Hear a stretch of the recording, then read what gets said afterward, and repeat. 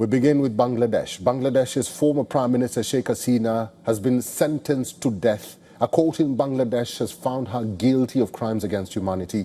Hasina has called the verdict biased and politically motivated. Well, we'll go step by step to see all the events of the day. Hasina was being tried over her role in the deadly protests that broke out in Bangladesh last year. The protests, also known as the July Uprising, are what resulted in her ouster. Before she resigned and fled Bangladesh on August 5th last year, there were weeks of clashes that rocked her country. She has been charged with orchestrating a bloody crackdown on the protesters, which led to the loss of at least 1,400 lives. A months-long trial had been underway. Hasina, who has sought refuge in India since her ouster, was being tried in absentia. The trial concluded today with a guilty verdict. Hasina was found guilty on 3 counts: incitement, order to kill, and inaction to prevent atrocities. For all these 3 counts, we have decided to inflict her with only one sentence, that is sentence of death.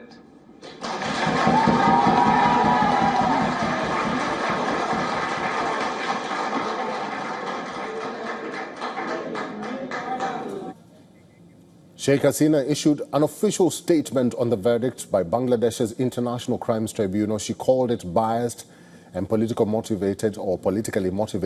She also said, and I quote, "In their distasteful call for the death penalty, they revealed the brazen and murderous intent of extremist figures within the interim government to remove Bangladesh's last elected prime minister." Hasina went on to say that she mourned all the deaths that occurred, that her government lost control of the situation last year, but she did not order the killing of protesters. Members of Hasina's party, the Awami League, still back her to the hilt. They have called for a nationwide protest on Tuesday, and they remain defiant. Our war will continue and get more severe as long as the illegal Yunus government does not step down. After the verdict, Bangladesh's interim government called on India to hand Hasina over immediately. It cited the existing extradition treaty between the 2 countries, saying that New Delhi was obligated to send her back. India's foreign ministry says it has noted the verdict and says it will engage constructively with all stakeholders towards the goals of peace, democracy, inclusion, and stability.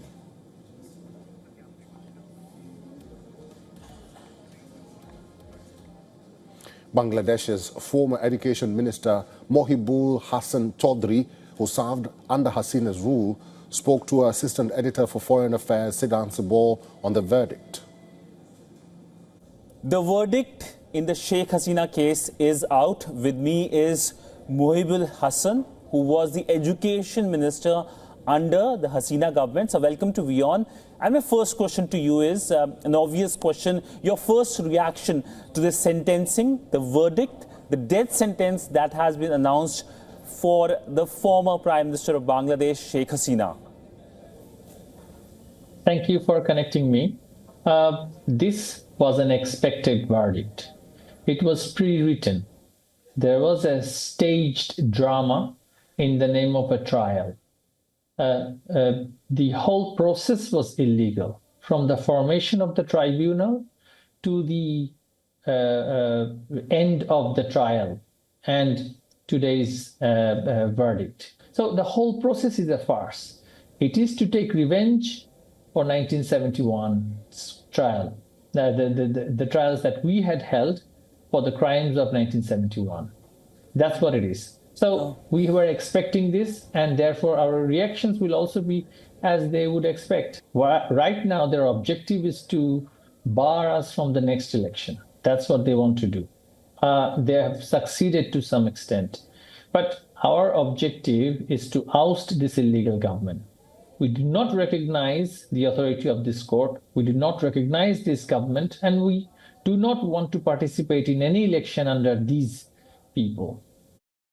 Oh, the Jaish-e-Mohammed had themselves said this in public, in Pakistani media, that their mercenaries went to Bangladesh and took part in the riot, and that claimed credit for the ouster of our government. Maulana Fazlur Rahman, one of the hardline Islamist leaders from Pakistan, is now in Bangladesh. And Jaish-e-Mohammed had publicly declared that they are going to now open branches in Bangladesh. It's not what we are saying. It's all in the media.